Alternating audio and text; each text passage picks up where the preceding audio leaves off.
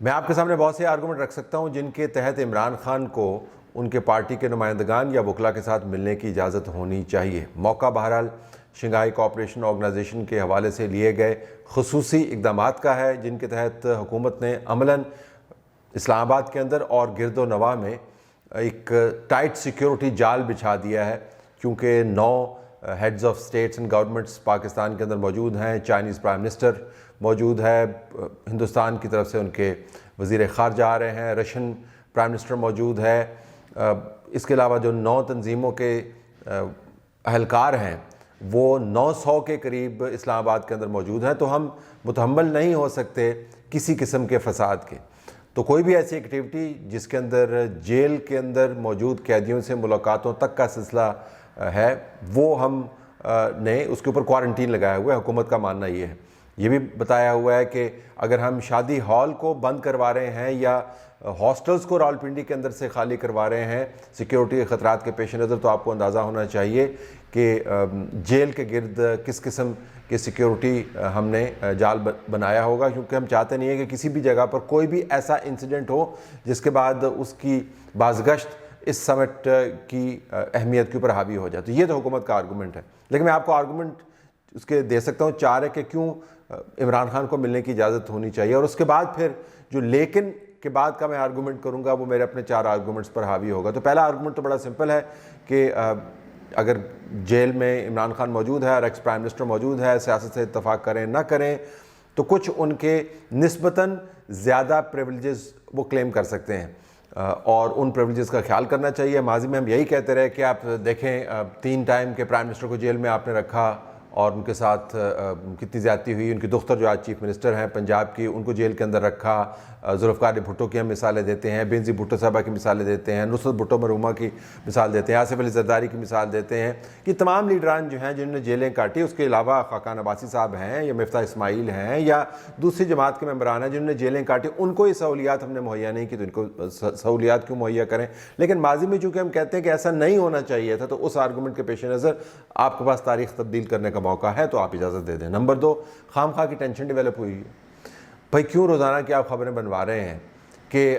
عمران خان کی صحت خراب ہے اور عمران خان کی جان کو خطرہ ہے، اور کبھی ادھر سے ٹویٹ ہو رہا ہے، کبھی ادھر سے ٹویٹ ہو رہا ہے، تو آپ کیوں اس ٹینشن کو بلڈ کر دیں؟ ڈیفیوز کر دیں، ایک نمائندے کو بھیج دیں وہاں پر، وہ نمائندہ جا کر ملاقات کر کے آپ کو بتا دیں کہ عمران خان کے ساتھ کوئی ایسا مسئلہ نہیں ہے، جو کہ حقیقت میں ابھی تک آنے والی خبروں اور معلومات کے مطابق ان کو ایسا مسئلہ نہیں ہے، لیکن ایک بلڈ اپ ہے۔ آپ اس بلڈ اپ کو ڈیفیوز کر سکتے ہیں، تو اس ٹینشن کو آپ ختم کر سکتے ہیں۔ تیسری بات یہ ہے کہ بین الاقوامی ہیڈز آف اسٹیٹس یہاں پر موجود ہیں، ان کی موجودگی میں پاکستان کو ایسے معاملات، ظاہر ہے وہ اخبارات بھی پڑھیں گے، ان کو بریف بھی کیا جائے گا، تو جو ماحول ہے اس کو موافق بنانے کی ضرورت ہے۔ پاکستان کا امیج ایک فرینڈلی کنٹری کے طور پر ریفلیکٹ ہونا چاہیے۔ اب باہر سے جو ہیں ان کو تو نہیں پتا کہ پاکستان کے اندر کس طریقے سے ہم یو ٹرنز لیتے ہیں۔ کل جس کو ہم پاکستان کا سیویئر بنا کر پیش کیا کرتے تھے، آج وہ جیل کے اندر ہے، اس وقت بھی ہم کہتے تھے کہ سیویئر نہیں ہے، لیکن کوئی مانتا نہیں تھا، لیکن اس کو بنا کے پیش کیا گیا۔ تو اب جو باہر سے لوگ آئے ہوئے ہیں ان کو آپ نے ایک اچھا امیج بھی دینا ہے پاکستان کا، تو یہ بہت اچھا ہوگا کہ اگر یہ ٹینشن ڈیفیوز ہو جائے۔ اور چوتھی بات یہ ہے کہ لوگوں کو یہ اعتماد دینا کہ ریاست کے اندر معاملہ قانون اور آئین کے تحت چل رہا ہے۔ جس قسم کی سیاسی مارا ماری ہے، جس قسم کے مقدمات ہم دیکھ رہے ہیں، جس قسم کے فیصلے آتے ہیں، آبزرویشنز آتی ہیں، خطوط کا تبادلہ ہوتا ہے، آلریڈی آئین اور قانون کے بارے میں لوگوں کی اوپینین بڑی لو ہے۔ تو اس اوپینین کو تھوڑا سا آپ ریسٹور کر سکتے ہیں، یہ کہتے ہوئے کہ ٹھیک ہے ہمیں اعتراضات تھے، لیکن ہم نے یہ اعتراضات دور کر دی، اور آپ لوگ جو ہیں وہ سمجھیں کہ پاکستان کے اندر اتنی بھی لٹ نہیں پڑی ہوئی کہ کوئی قانون ہے ہی نہیں۔ اگر قانون ہے تو ہم نے اس کو امپلیمنٹ کر دیا، اور جہاں پر ہم نے ہیومینیٹیرین کنسیڈریشنز کو فوقیت دی، وہاں پر کچھ قانون میں ہم نے لچک بھی دکھا دی۔ تو آپ ایک public restoration and faith restoration in the rule of law آپ یہ کر سکتے ہیں۔ اب یہ تو ہو گئے 4-5 میرے آرگومنٹ، لیکن اب یہ لیکن آ رہا ہے، لیکن اس کے خلاف جو ایک بڑا آرگومنٹ ہے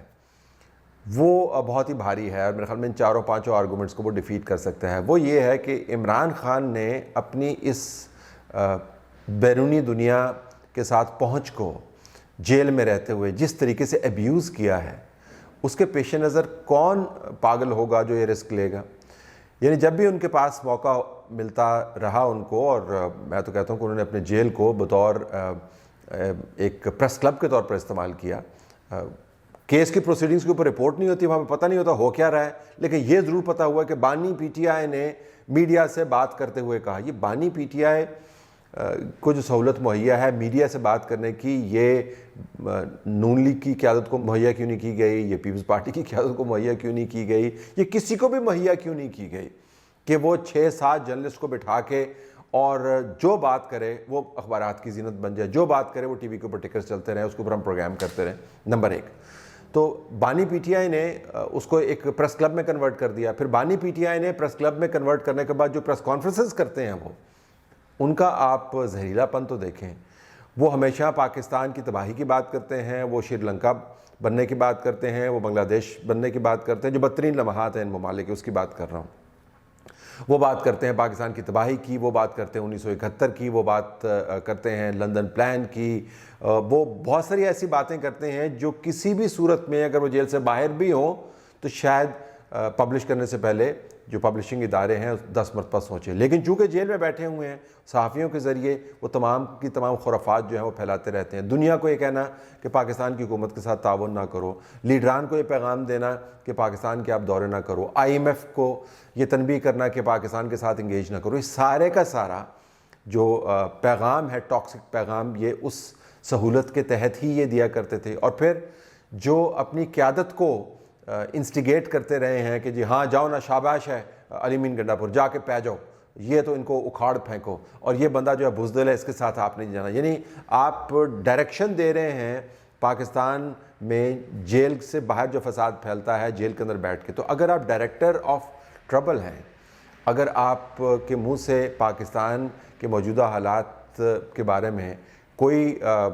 کلمہ خیر نہیں نکلتا، اگر آپ اپنی سہولت کو ایبیوز کرتے ہیں، تو کون رسک لے گا کہ آپ کو دوبارہ سے یہ سہولت مہیا کر دی جائے؟ میرے خیال میں یہ جو آرگومنٹ ہے کہ انہوں نے اس سہولت کو استعمال کیسے کیا، باقی تمام آرگومنٹس کے اوپر حاوی ہے. اگرچہ میں پھر بھی یہ سمجھتا ہوں کہ اس سچویشن کو ڈیفیوز کیا جا سکتا ہے. اور پھر بالکل آخر میں ایک پاور پالیٹکس کا آرگومنٹ آپ کے سامنے رکھ دیتا ہوں. پاور پالیٹکس کا آرگومنٹ یہ ہے کہ جب بھی ان کو سہولت ملتی ہے وہ تیزاب سے حملہ کرتے ہیں اپنے اوپوننٹس کا. اور اوپوننٹس کون ہیں؟ وہ ان کو کہتے ہیں گینگ آف 3. اور گینگ آف 3 کون ہے؟ ان میں چیف جسٹس قاضی فائز عیسیٰ جو اب ذرا ریٹائر ہو رہے ہیں، 24 تاریخ کو ان کی آخری دن ہے، اور انہیں عشائیہ لینے سے بھی انکار کر دیا. آپ اندازہ کریں وہ لوگ جو ایک پینسل بھی نہیں چھوڑتے ہیں، بڑے بڑے عہدوں پر فائز ہو کے اس کرسی پر بیٹھتے ہوئے انہوں نے عشائیہ لینے سے انکار کر دیا کیونکہ اسٹیٹ ایکسچیکر سے وہ پیسے نہیں خرچ کروانا چاہتے. بہرحال ان کا نام لیتے ہیں، وہ نام لیتے ہیں چیف الیکشن کمشنر کا نام لیتے ہیں، وہ لیتے ہیں آرمی چیف کا نام. تو جب آپ ہر کسی کے اوپر تیزاب سے حملے کریں گے تو آگے سے میں دوبارہ دہراؤں، پہلے بھی کہہ چکا ہوں، پھول تو نہیں آئیں گے. آپ کی زبان سے آگ اگلی جائے اور آگے سے آپ سمجھیں کہ آپ کو شربت اور بتاشے ملے، ایسا نہیں ہو سکتا. تو پاور آرگومنٹ اور یہ آرگومنٹ کہ انہوں نے اس سہولت کو ابیوز کیسے کیا ہے، بنیادی طور پر بہت سارے آرگومنٹس کے اوپر حاوی ہوتا ہوا نظر آتا ہے جو عمران خان کو ان کی پارٹی ممبران اور وکلاء تک پہنچ دینے کے حق میں ہیں. اور میرے خیال میں جب تک SCO کا سمٹ چلتا رہے گا اور اس کے بعد بھی یہ پالیسی اب آپ کو نظر آئے گی کہ جو عمران خان کو فری پاتھ ملا ہوا تھا آل فال بولنے کا اور پبلش کروانے کا، وہ بند ہوگا.